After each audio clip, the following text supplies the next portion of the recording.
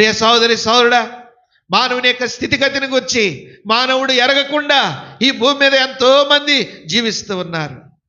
నాకేం పర్వాలేదు, నా అంతటి ఆరోగ్యవంతుడు లేడు, నా అంత బలవంతుడు లేడు, నా అంత ఆస్తిపరుడు లేడు, నా అంత తెలివి కలిగిన వాడు లేడు, విర్రవీగుతున్నావు. చదువు బైబిల్, చదువు బైబిల్. నీ స్థితిని నీకు పరిచయం చేస్తుంది. నీలో ఉన్న ఊపిరిని గురించి నీతో మాట్లాడుతుంది.